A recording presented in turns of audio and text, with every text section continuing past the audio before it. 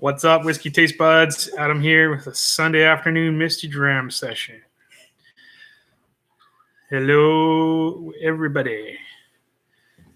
Was just being mauled by my wife, but it's all good now. It's all good now. Hope everybody's doing good on this Sunday, beautiful sunny Sunday. Hi, Jody.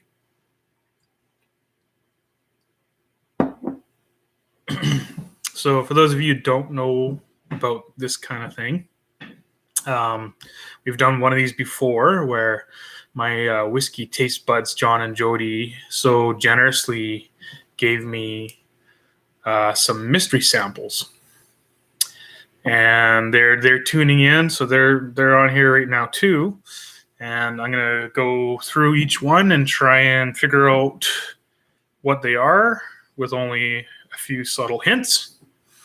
The last time the theme was whiskeys on a budget, so I think they were all whiskeys under $50 or $55, I believe. This time they're not budget whiskeys, but they are, I'm told, all independent bottlers. So for all of you that don't really know what independent bottlers are, there's hundreds of distilleries throughout Scotland and the rest of the world. And most of those distilleries will have what's called a core range of whiskeys or official bottlings. And they'll usually they're age statements, not always, but sometimes they're age statement whiskeys. And so they'll have like a 12-year, 15-year, or 18-year, so on and so forth. Hello, Wendy, my ma. So independent bottlers are exactly that. They're companies that are not attached to distilleries. That some have started out as blenders, and others that have started out as bottlers. They'll have relationships in the industry with these distilleries, and they'll buy casks of whiskey from each distillery. Some of them will buy them already aged and just bottle them. And some of them will just buy the spirit and put them in their own casks and put them in their own warehouses. Some of them will take a bunch of different whiskeys from different distilleries and do blends. So there's all kinds of cool stuff. And then a lot of them will do single casks. So you'll have sort of each release will be a limited number of bottles. And they're usually at cask strength, non-chill filtered, no color added. So it really appeals to a lot of whiskey collectors and whiskey geeks like us. So anyway, shall we get started? I'm going to start with mystery dram number 1. Oh, hello, Greg. Gonna take my Blue Collar and Scholar Glencairn glass. Pour about half in. Gonna try to save some of this. I might do some reviews on these ones afterwards once we figure out what they are. Ooh, can smell that right away on the nose. Haven't even brought the glass up to my nose, and I can smell that. Lots of character there. I'll swirl it around the glass right now because all I can smell is plain glass. All I can smell is pulled pork. Yeah, that's going to make it a bit of a challenge today too. I decided to do a slow cooker pulled pork for dinner tonight, so the whole house smells this wonderful pulled pork smell. Wow. Which could interfere with my tasting notes. So these are all single malts. So there are no blends from independent bottlers.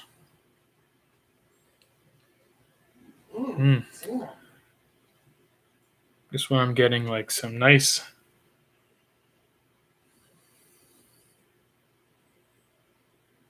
notes on there, kind of cookie dough, or something like that.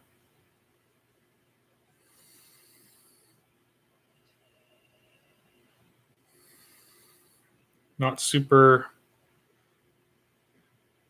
heavy. There's some nice floral notes in there. Yeah. Maybe a bit of orchard fruit, vanilla.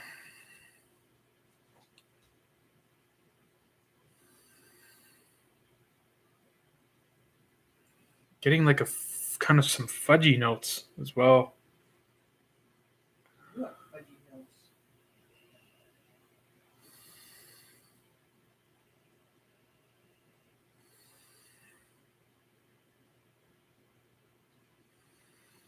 I'm getting a bit of the alcohol burn. I'm going to say it's probably a cask strength whiskey. I haven't tasted it yet, but if not cask strength, it's definitely higher ABV. Beautiful nose. Beautiful color. You guys see the color in the glass there?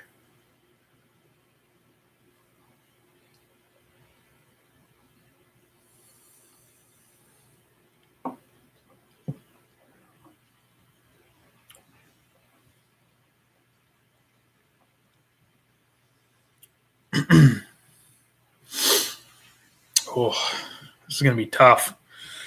That's a delicious palate. I have to go in for a second sip here, I think. There's some greenness in there, like cut grass.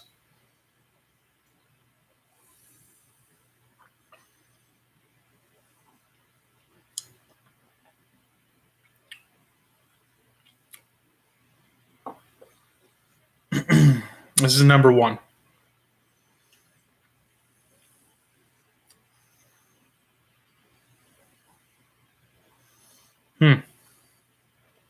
Interesting.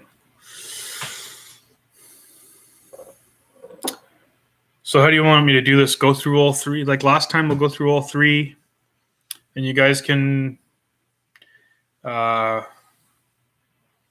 reveal what whiskeys there are, and I'm supposed to try and pick out which one is which. Because I don't think I'm skilled enough to like. There's just so many distilleries. I don't think I'm skilled enough to just pull one out of my arse and say this is this distillery. You may surprise yourself. I think these ones could use some time in the glass too. It's gonna be. I'll come back to it, but yeah, so this is a really nice whiskey. Super light. Not getting any peat or smoke. Fruity, floral.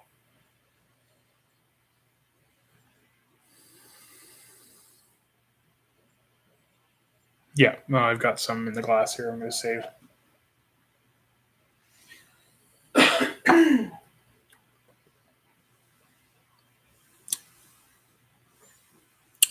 Yeah, that one's nice.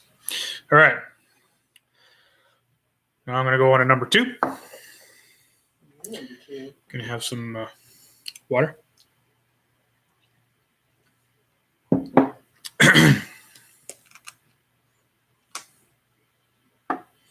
Those of you just tuning in, I'm just going through all three of my mystery samples or dramples. And then once I've gone through all three, John and Jody, or is it who's on tonight? Are you guys both on this afternoon? They're going to reveal what whiskeys they are, and I'm going to try and guess which one is which. So which distillery is which? They're all from independent bottlers, but they're all single malts, I'm told, so none of them are blends. I think I've got my suspicions about number one, but I'm not going to say anything just yet. And now we're on to number two. Number one was, to me, was really light, fruity, and floral.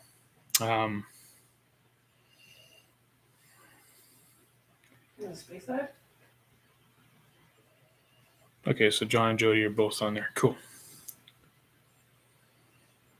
This one's a bit darker in color.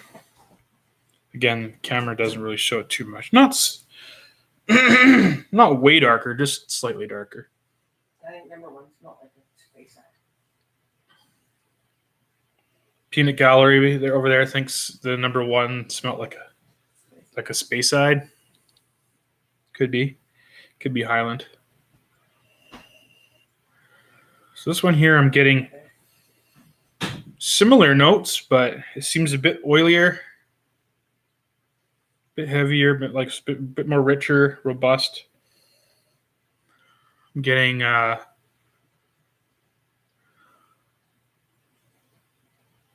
some coastal notes in there, maybe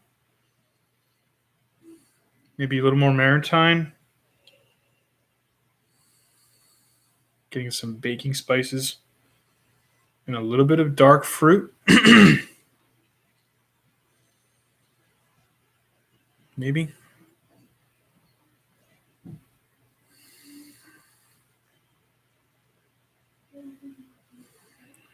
Again, lovely nose.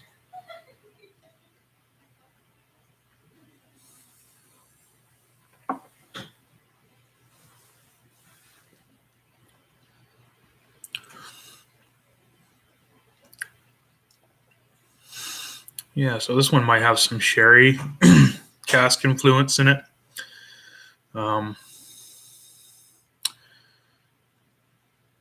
Beautiful flavors there. Bit of spiciness, baking spices.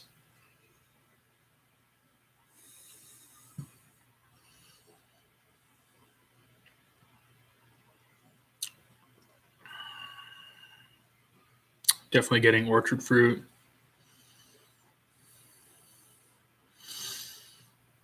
Nice. Yeah, those are good times. I miss going through tasting notes with you guys. It's always fun to do that with a couple of close friends. You sit around and discuss the whiskeys, and because sometimes so some people will pick up certain notes and others won't, and sometimes they're just really clever with the narratives. So yeah, it's a lot of fun. I look forward to being able to do that again. But this is fun too.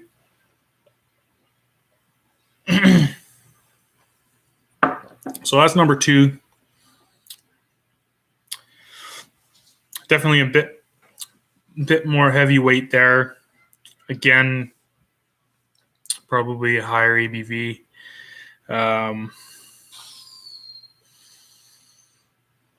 Oh, so you got no sound. Sorry, I don't have anybody to do sign language. Down in the bottom corner. Like Justin Trudeau's speeches every morning. Or they could do it in French as well. So, yeah, that was interesting. Number 2. I'm thinking more, there might have been a light peat in there, but I'll have to come back to it. We'll move on to number 3. This one looks lighter in color.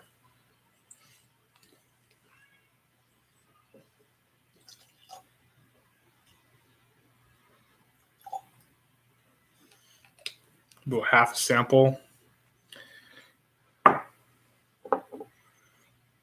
see that? It's kind of tough in this light, but that's a lot lighter to me.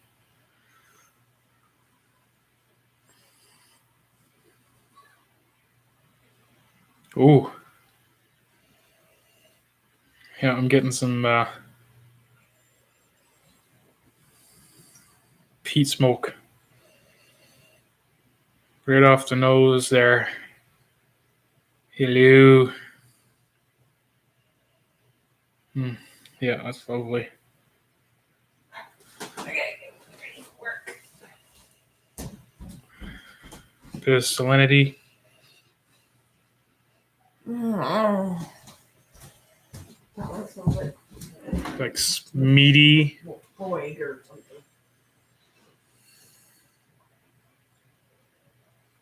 I don't know if it's Isla though, but it's definitely got peat in there. Some iodine. Oh, I think your shirt. Getting that Band-Aids.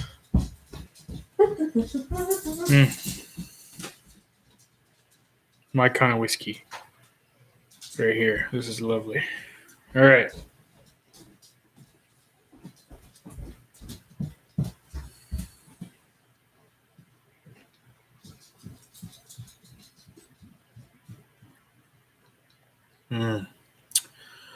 Oh, that's nice.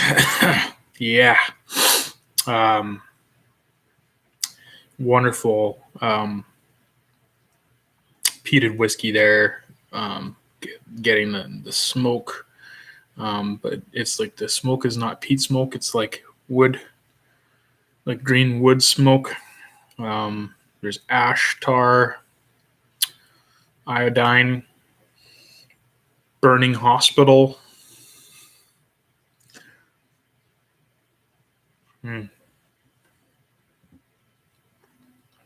On the palate, there's like a burst right at the beginning of like cut grass or some greenery.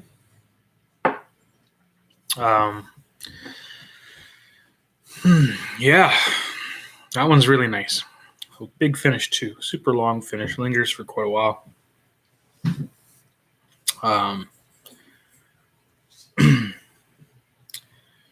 Yeah, it'll be interesting to see what the whiskeys are they're going to reveal to us here. I suspect I should be able to pick out Burnt Cloud. Yeah, totally. I suspect I should be able to figure out what the number 3 is fairly easily. Number 1 and 2 might be a little more difficult for me, but we'll see. Again, remember I've got slow cooker pulled pork wafting through the house right now too, which is kind of messing me up a little bit. But yeah, number 3 is definitely not like the others, if you know what I mean. So, John and Jody, do you want to reveal to everybody what the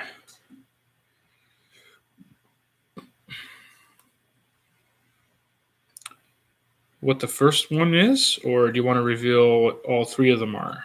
No, let's see the which whiskeys you have here, and then I'll try and determine which one is which. Excuse me. Did you want to try and join the chat? I know how you feel about being on camera, but you could hold up the bottle or something like that, possibly.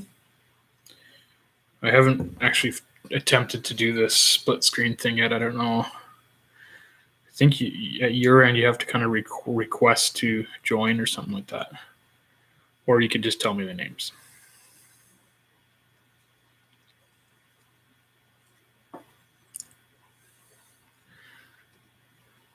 Okay, so one of them is Karen Moore, which is the independent bottler name.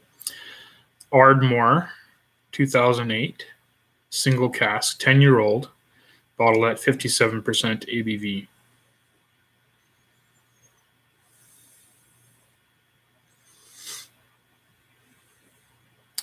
Do I have to decide which one is the Ardmore, or can I know all 3 first? I have my suspicions as to what the Ardmore is, but okay. So the second one is a Douglas Lang, which is another independent blender and bottler. Single-minded Bunnahabhain, 10-year-old. 43%. Oh, interesting. And the third one is the Octaves, which is another, I think that's another expression from Douglas Lang, if I'm not mistaken. Milton Duff is the distillery. 2008 single cask 9-year-old bottle at 54.1%. Well, that is interesting because Ardmore is typically known to have some peat in their whiskeys, or at least a lot of their whiskeys, but it's not Islay. Ardmore is a Highland malt, if I'm not mistaken. Bunnahabhain is an Islay distillery, but they don't typically have peat in all of their expressions. Duncan Taylor, pardon me. So Octave is Duncan Taylor, not Douglas Lang. Oh, I'm going to revisit all three of these samples, and then because it's not as straightforward as I thought it was going to be with number 3 now, because Bunnahabhain has peated some of their whiskeys, and a single cask Bunna might be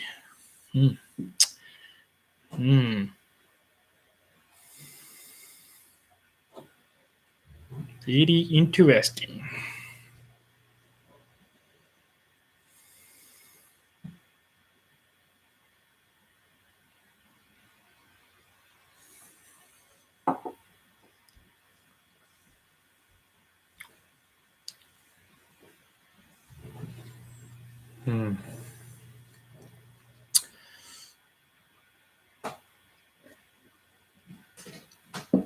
I'm not familiar with Milton Duff, but I'm fairly certain it's either a Speyside or I think it's a Speyside.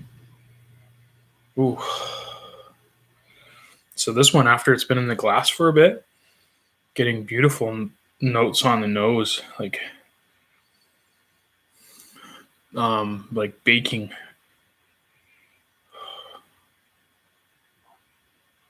Like fruitcake,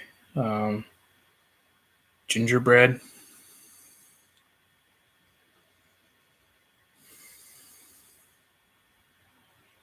Oh, that's lovely.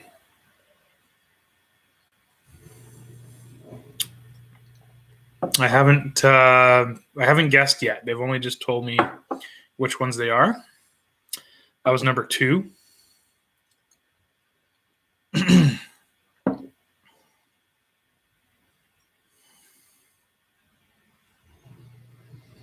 All right, I think I'm ready to make my guess.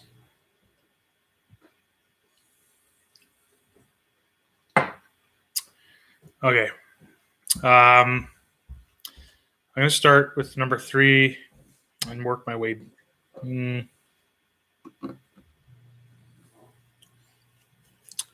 to start with number 3 and work my way backwards, I think. So I think number 3 is Ardmore. Am I correct?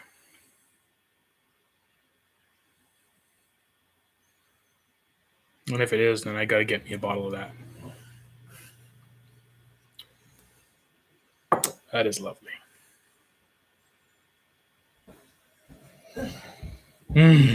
Yeah. It's definitely like smoky and peaty, but it's not like your typical Islay peat. I think Ardmore is still coastal, though. So I'm getting a lot of that coastal influence. But it's a different kind of smoke than you would normally get. You just texted me?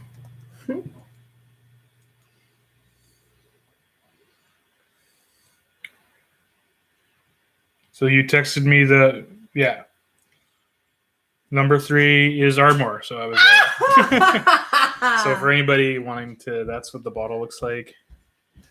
I think you can get, so Karen Moore is available in BC from a distributor called Rare Drams.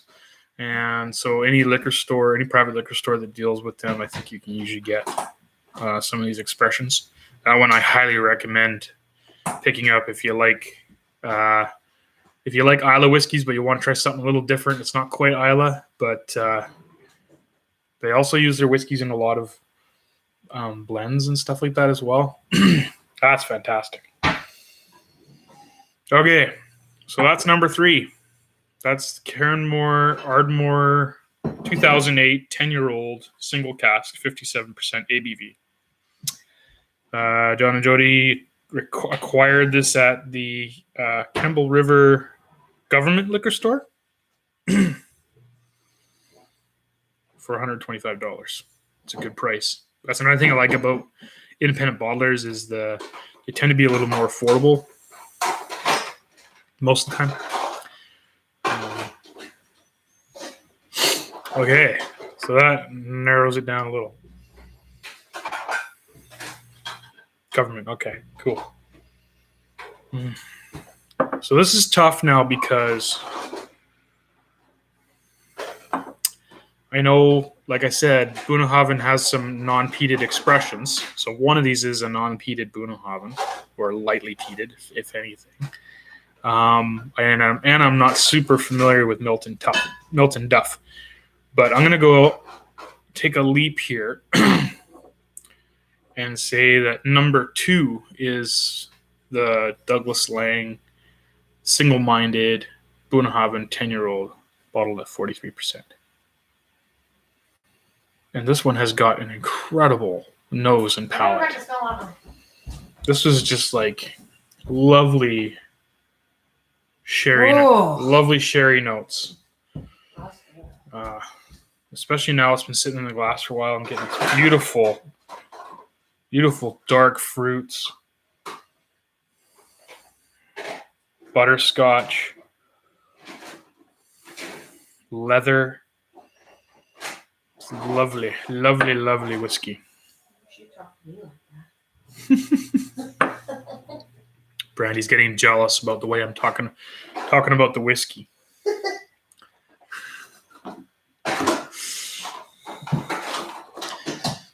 Maybe I should try and mature you in a sherry cask.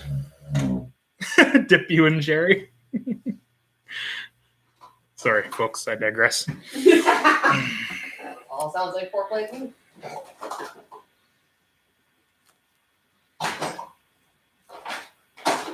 Sorry, just gotta keep track of this, write this down. So this is Ardmore.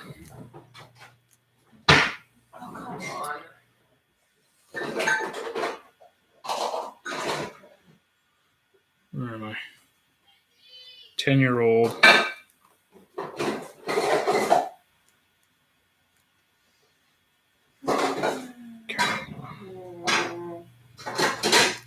Okay. So, John, Jody, I don't know if you're still on here or not, but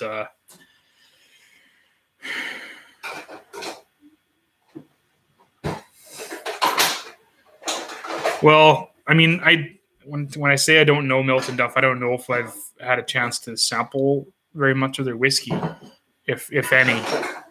But I do know of Milton Duff, and I kind of have a sense of what their whiskey character is like, based on other people's tasting notes and things I've seen and read and heard. So based on that, I'm guessing number 2 is Bunna. And I have a text here. Oh, I'm wrong. Look at that. Number 1 is Bunna. There you go. Nobody's perfect. So this is the Bunna. Wow, that's interesting. So Bunnahabhain, a lot of their whiskeys are a combination of ex-bourbon and sherry casks. So this being, is this a single cask?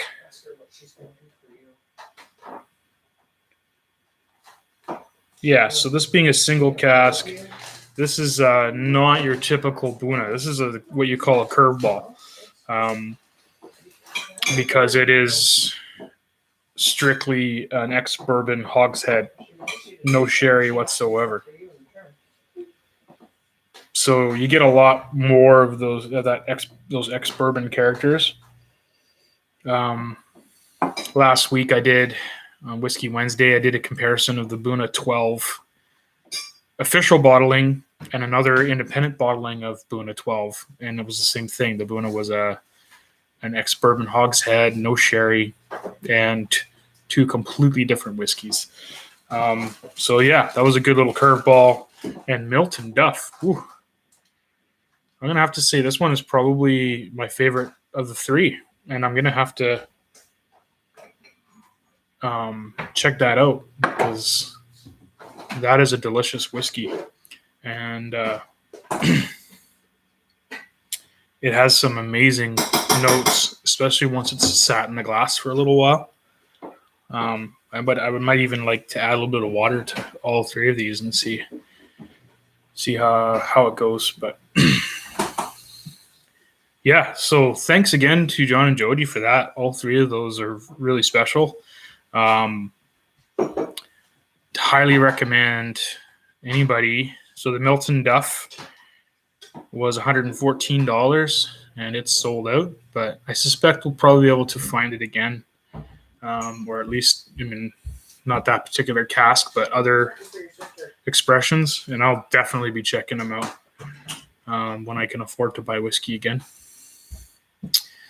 And the Buna as well. Anytime, that's one of my favorite distilleries, I think. So anytime you see a Buna Haven, I would say grab it. And also the best price out of all 3 too. The Buna Haven was $85, but that one's sold out as well. Were those through Kensington Wine Market? Probably.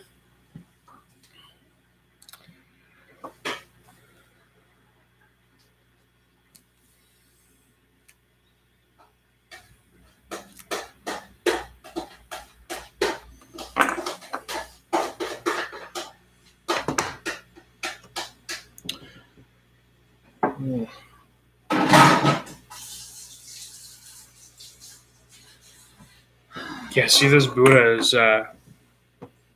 way more grassy than I'm used to. The Whiskey Fairy. They just appeared. It's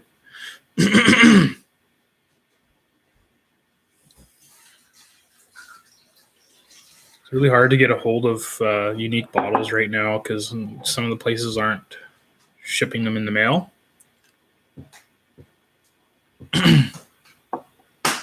So sometimes you have to get a little creative when it comes to sourcing this stuff out.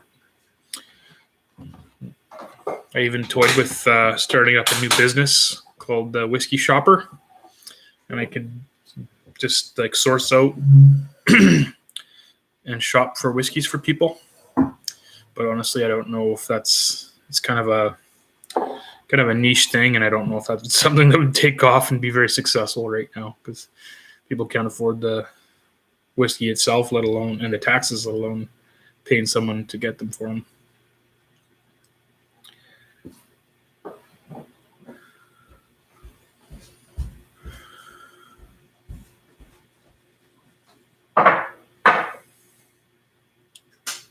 No, I don't think the Milton Duff or the Buna was at the Campbell River Liquor Store. I think they were from the Whiskey Fairy. I think I'm. Love you. Love you too. She's off to work, off to earn a living, bring home the bacon. Bacon. I'm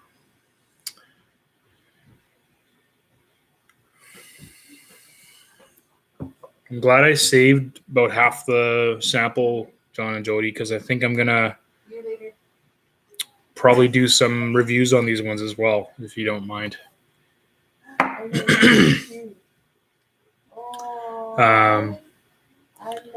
Anybody else enjoying a Sunday afternoon dram? Do a bit of day drinking? Speaking of which, the eggs are in the fridge. Yeah, I think the last time they gave me some samples, I just kind of downed them all and really enjoyed them thoroughly, but then kind of regretted it afterwards because I kind of wanted to spend a little more time with them. Especially this Milton Duff. Oh. Yeah, I'd like to know. I think that Milton Duff, that's got to be a sherry cask. So sweet on the nose.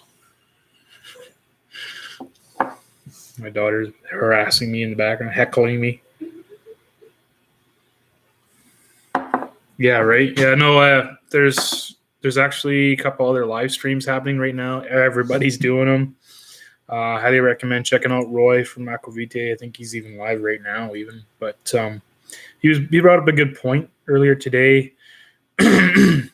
saying how popular this live stuff's been getting, and how more and more people are doing it more and more often, which is great. But everybody, especially when lockdown here, when you're at home, it can really easily turn into overindulging, if you will.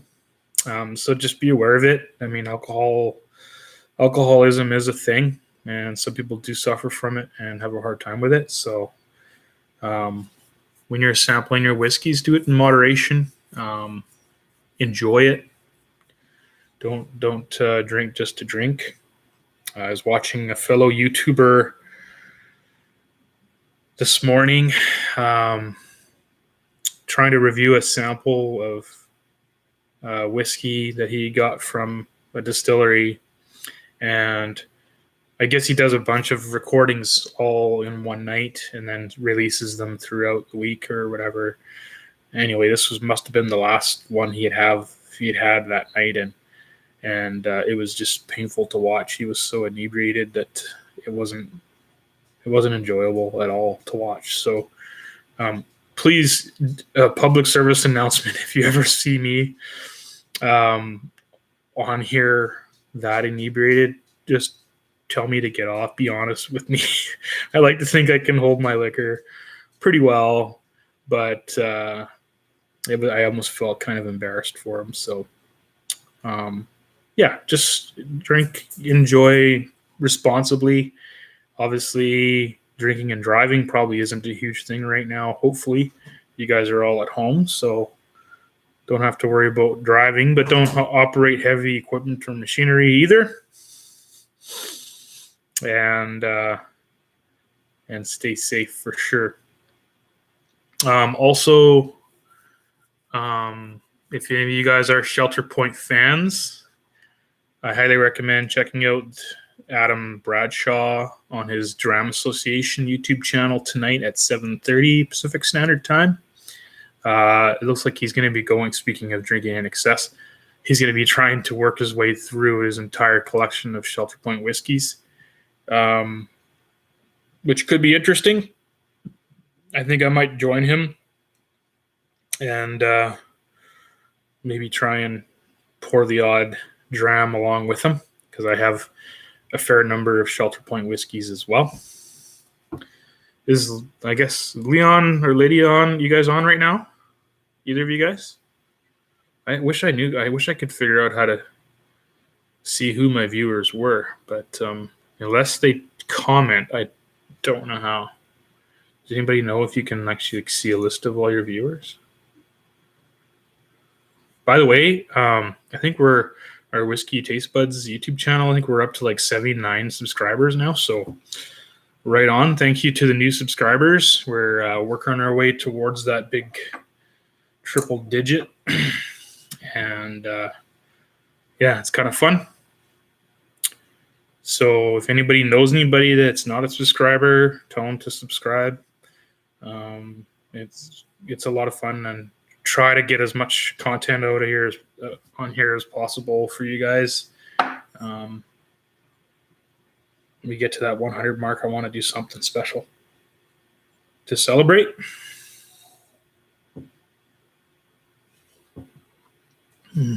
Yeah, that's a big surprise for me. That one, Milton Duff, wonderful dram. You like it?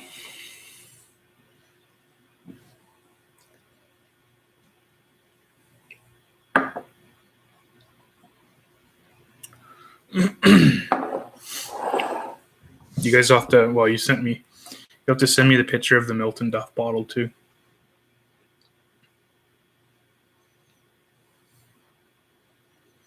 got an interesting kind of finish on it. Oh, you did? Okay, good. Really impressed with these Duncan Taylor Octave whiskeys. Anyone I've had, I've really enjoyed. There's a whole story behind the name too. The Octave is this type of vatting process they do, I believe, or casking process. Don't quote me on that. I have to do my research, but stay tuned. But I recently had a bottle of Octave Glen Talkers. It was fabulous, and I think I've had a couple other of them. They're all fabulous. So don't turn your nose up at the independent bottlers. They're doing some pretty special stuff. Even Ardmore here. I've actually got a bottle of Ardmore in my collection here, just a cheapy one. A little bit left. I can't remember exactly how much that one is. A non-age statement. They call it lightly peated. Bottled at 40%. I'm going to do a little comparison here just to see how different it is, because I haven't had this one in quite a while. It's, like I said, it's fairly inexpensive. This one is like, I think it was like under $70. But they use, like I said, they sell a lot of their whiskeys to blenders for that sort of light peated note.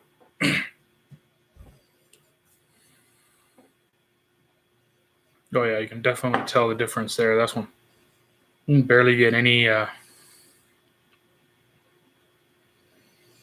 Okay. Yeah, you can barely get any peat on the nose in this 40% one, which is all the more argument and more reason to say if you're going to drink whiskey, try and get ones that are bottled at at least 46%, I think. Non-chill filtered. I think most whiskeys should put an age statement on them as well. I don't, even if it's a young age. I mean, I really have a lot of respect for a lot of those distilleries that post or put out a whiskey. It's like a 3 or 5 year old whiskey, and I have a lot of respect for that. Like, I think the more transparency, the better. The more information on the bottle, the better. Yeah, you definitely tell it's the same spirit, but watered down to 40%.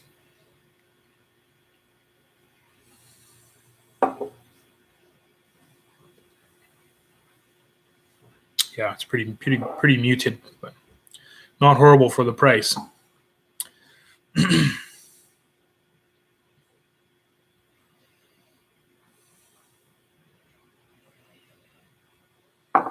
I don't know if that one would take water, though.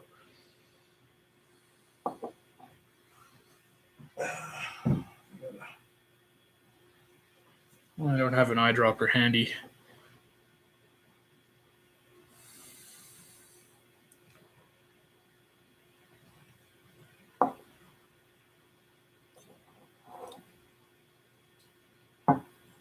Yeah, it's a different kind of peaty smoke in the Ardmore. It's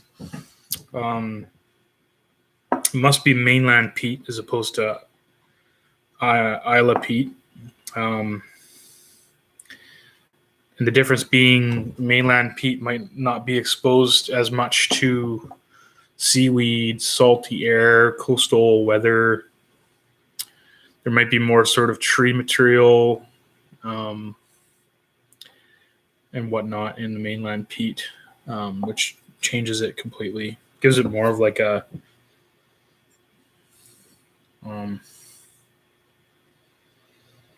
kind of a lighter smoke, like a brush fire, woody, like a woody smoke, chimney smoke even. There's more ash in there, soot. Whereas with the Isla peat, you get iodine, you get rubber, you get tar, creosote, salt, iodine, salt, those kinds of notes. Very, very different. Just like Highland Park, and some of their peated expressions, and they use a portion of the peat they use is from the Isle of Orkney, where there's no trees and it's super windswept, but there's a lot of heather. Heather is pretty much the only thing that grows on Isle of Orkney, and so those peated whiskeys will have very floral, heathery notes to it, which are quite nice as well. But it's interesting. More and more non-Isla whiskeys are starting to dabble in peated expressions, and they're also different. It's really nice. Jody, you say chocolate. Are you getting chocolate on the Ardmore, on the palate, or?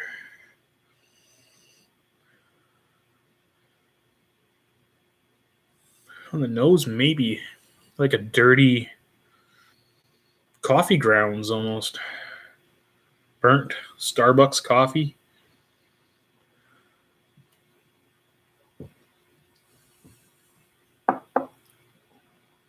Of course, this is the this is the cast strength one. Got all screwed up there. Yeah, there's some chocolate notes in there too, for sure. But like a bittersweet chocolate, right? Not like a super sweet milk chocolate or anything.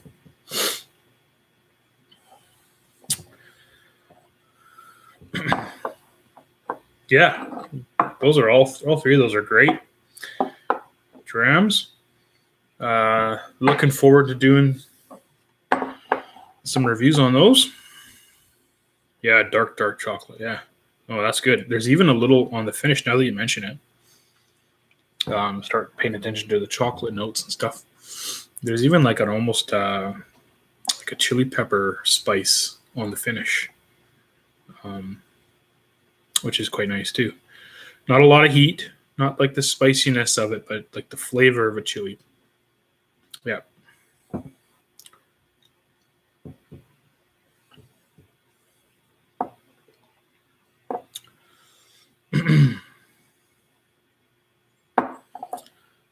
Is anybody else having drams?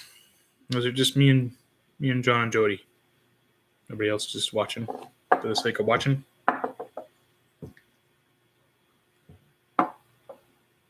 Perfect. Thank you for that. Well, it's been a lot of fun. Does anybody have any questions about independent bottlers or any of the whiskeys I've sampled today? I'm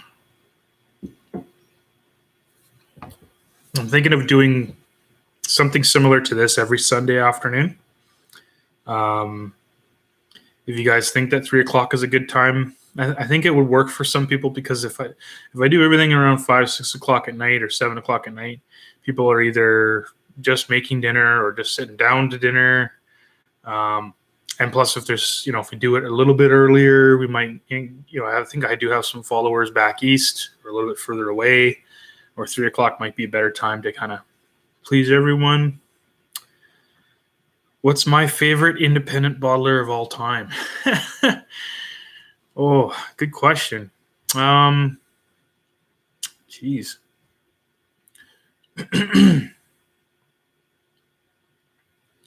Right now, I would have to say, well, including SMWS,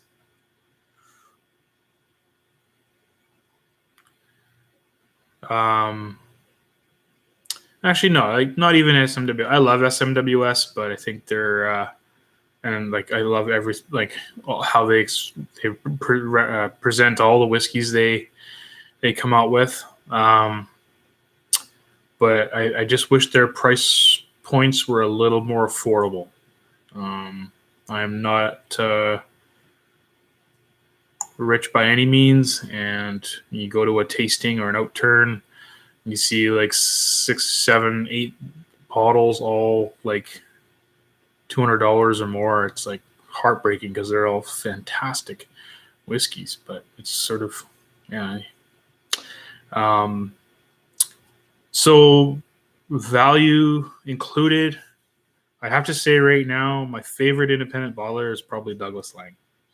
And I think John and Jody would probably agree because I know how big of fans they are of Douglas Lang. And they're not just independent bottlers. Like they have, like, so they do single casks, like Old Particular or the old malt casks. But they also do some amazing blends as well. So they have like the remarkable regional malt series. And so they take a bunch of different distilleries from one whiskey region in Scotland, and they blend it all together to make this expression. So the most famous one, of course, is the Isla blend, and that's the Big Pete. And it's actually developed quite a cult following, and it's sort of become its own thing. And they have some amazing whiskeys that go into Big Pete blends. Ardbeg, Port Ellen, Kalila, at least one other one I can't remember now.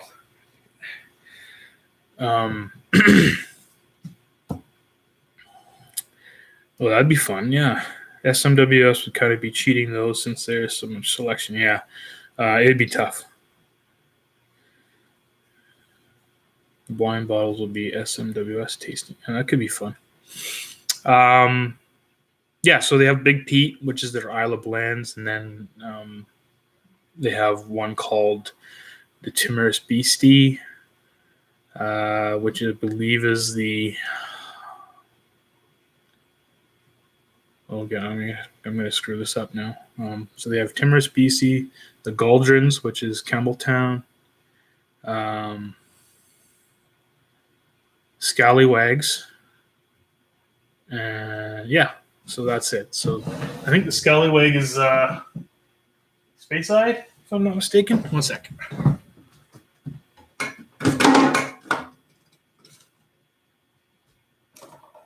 Yeah, Speyside.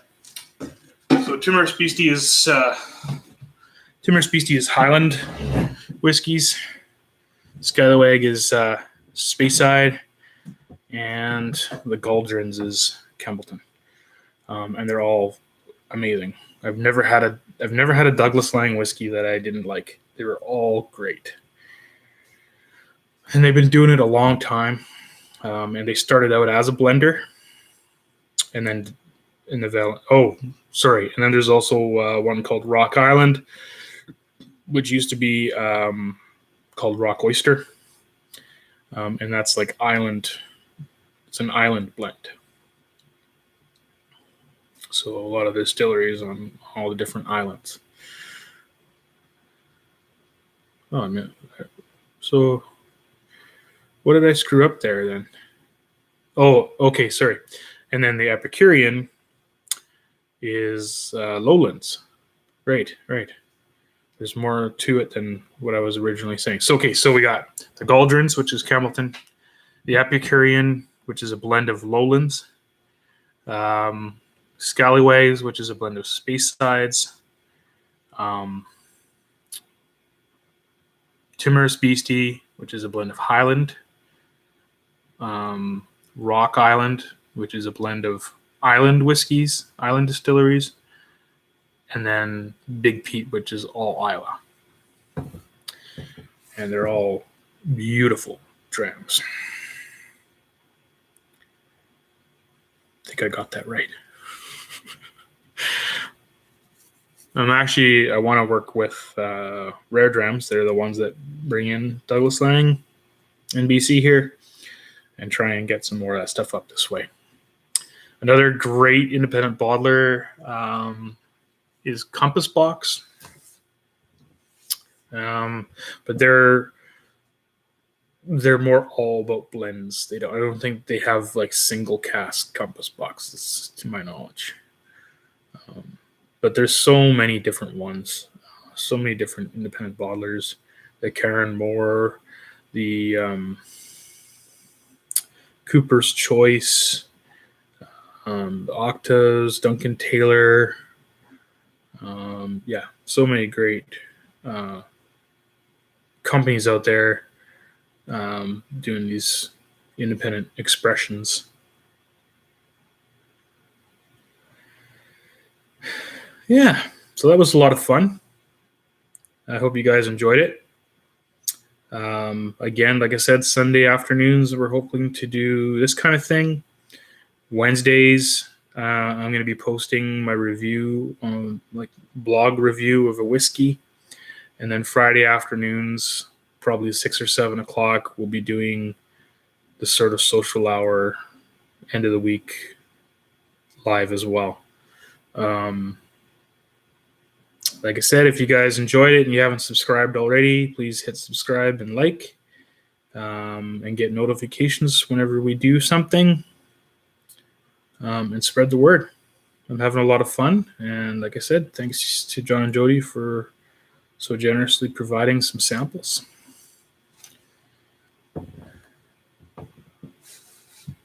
Oh, yeah. So good point. So next Friday will not be a live social.